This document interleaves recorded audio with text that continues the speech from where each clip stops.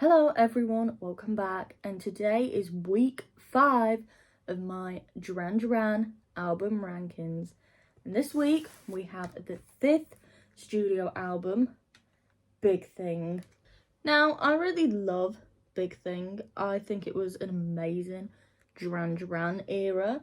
I know some people think the fashion choices were a little bit but I think that's just part of what made Big Thing, you know, the fashion. It was funky, it was crazy, it was great. But anyway, before we get on to the rankings, I just want to say that just because a song is lower down than another doesn't mean I don't like the song. It just means that it's one that I don't listen to much. It's one that I wouldn't really play as often. So I don't have any dislikes of the songs. I'm just less likely to play them. So let's get on with the ranking.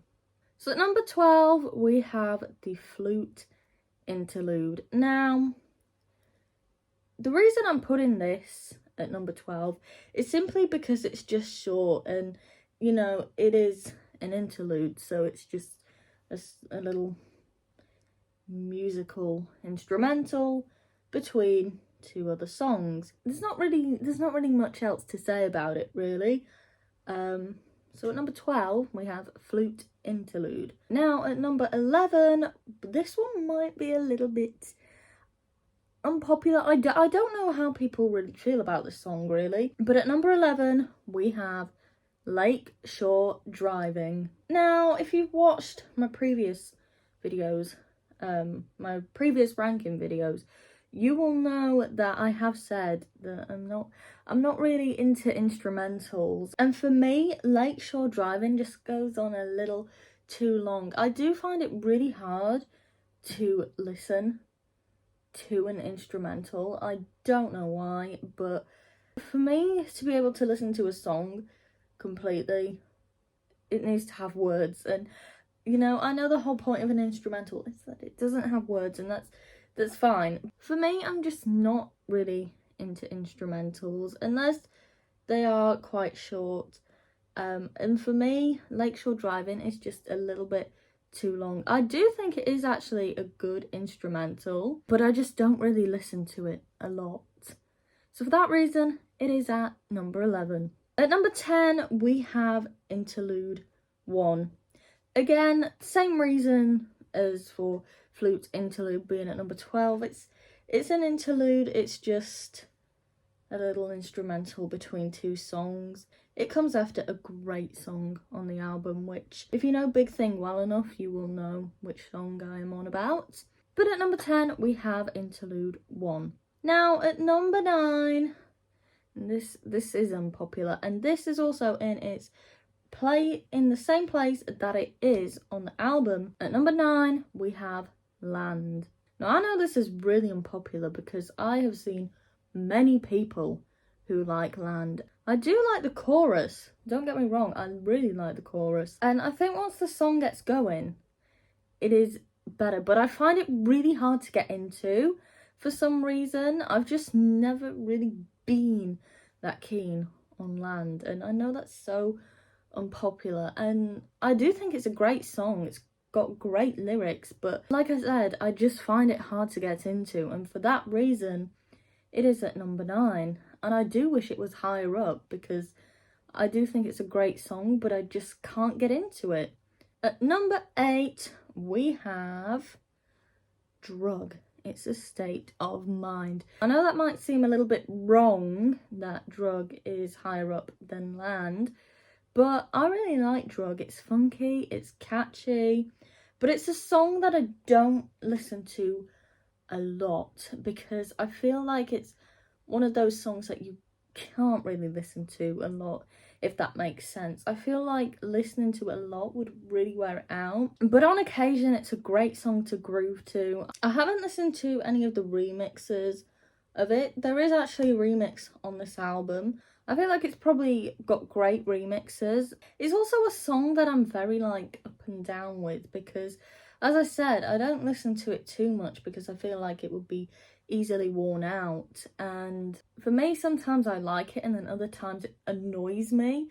And it doesn't annoy me, but do you know what I'm trying to say? I don't really know how to put it into words. But at number 8, we have Drug, It's a State of Mind. So at number 7, and I do wish I'd put this one higher up, but there were also songs that I wanted to put in the higher up places. So this one had to be at number 7. We have Too Late Marlene. I really like Too Late Marlene. I don't know a lot about it apart from that it was written about somebody that we do not know. And I think that's interesting, you know, like a little mystery. And I love that, you know, not really being able to know what a song's about, because I think that just makes it more exciting, really. But I do think Too Late Marlene is a really amazing song.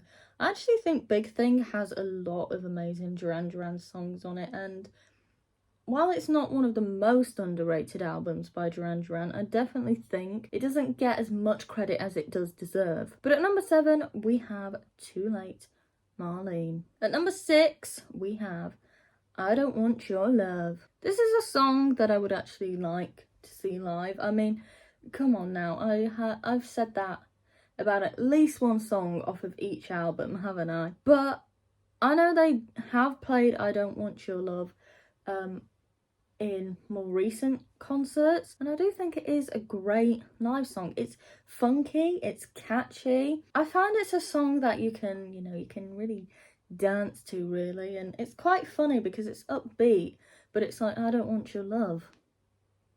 I don't want your love, but dance along with it, do you know what I mean? But I think as well, if you listen to it, well, I'm not entirely sure if this is correct, but this is my interpretation, is that, you know, it's not actually saying like, I don't want your love at all. It's saying, you know, I don't want your love to bring me down. So I think, you know, title might be a little bit misleading, but again, it's all how you listen to it, really, isn't it? It could be about whatever you want. It's the whole point of Duran Duran songs, is it's about whatever you want it to be about. So at number 6, we have I Don't Want Your Love. At number 5, we have Do You Believe in Shame? So I think we all know what Do You Believe in Shame is about. And if you really sit there and dwell on it and think about it, it really does become quite sad to listen to. I think musically it's not the saddest song to listen to, but the lyrics and the meaning behind it is what makes it sad. And I just remember watching the songbook, actually, the Duran Duran songbook that they did in, I'm guessing it was around 2008, 2009, I'm not entirely sure, but it was definitely like a little after Red Carpet Massacre era, I would say. But I remember watching the songbook and, you know, Simon explaining why he wrote the song, and it's just sad, isn't it? I like the song, I like listening to it, but I just have to try not to think of what it's about when I do, because then it makes it hard to listen to, you know. And it's really sad, but, you know, I also think it's really nice to, you know, be able to have been so close to someone that you know, you want to write a song about them. And that wasn't the only song. Do You Believe in Shame was also part of a trilogy of songs, along with Ordinary World and Out of My Mind, which I'm sure many of you will know and some of you might not. But yeah, I think it's a beautiful song. It is sad when you think of the meaning, but it is a really brilliant song. So at number 5, we have Do You Believe in Shame? At number 4, we have the title track, Big Thing. So I have listened to a remix of this as well. I can't remember what the remix was called, which is amazing. But, you know, I think Big Thing is a great title track. And it was a song that, like, as soon as I heard it, I instantly liked it. Do you know what I mean? I think it's catchy. It's a song I find myself actually just singing randomly, you know, get it up, get it out, get it in time. I really like Big Thing, and I would say it's one of my favourite title tracks of an album, of a Duran Duran album. I would have actually really have liked to have been around in the Big Thing era and gone to see the Big Thing tour. I forgot what the Big Thing tour was called. Oh goodness, that's great, isn't it? It had a name, right? I cannot remember what the Big Thing tour was called. This isn't good. But anyway, at number 4 we have Big Thing. At number 3, and the top 3, 2 and 3, I had a difficult time trying to decide which way around I wanted to put these, but I finally made my decision. And number 3 we have The Edge of America. I love The Edge of America, I really do. It was a song that I didn't really listen to much at first, but once I really properly listened to it and listened to the words, it really, you know, like it clicked, and I was like, wow, this is a great song. It's short, unfortunately. It is the shortest song on the album if you do not count the interludes, which, you know, I do wish it was a little bit longer, but I also think that it being short is, you know, what makes it such a great song. Short and sweet, as I would like to describe it. Might get told off for that, but... And I've just found out something interesting about this because I wanted to know a little bit more about the song.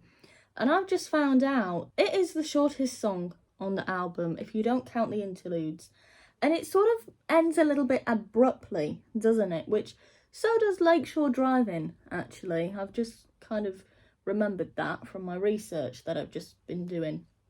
And, you know, when I've listened to both of those songs, I've always just, you know, kind of been like, what? Because it just, like, it just goes, you know? It doesn't, like, there's no fade out, there's no, like, signal that it's the end of the song. It just kind of cuts off almost. And I found out that The Edge of America was apparently supposed to be longer, and it just kind of ended up getting mutated together with Lakeshore Driving. And also Lakeshore Driving was supposed to be longer too, but the tape ran out, so it just got cut off. And I found that really interesting, and, you know, now I know why The Edge of America is so short. But I do think that, you know, The Edge of America being quite a short song is what makes it, you know, it's what makes it interesting. Do I wish it was longer? Yes. But I also think that sometimes, I do just think that it being short is what, you know, kind of makes the song. I'm not entirely sure what it's about, but I really like it, you know. I think it's a song that I kind of resonate with a little bit, really. But yeah, I had a hard time deciding if I wanted to put this at number 3 or at number 2. And I did decide on number 3.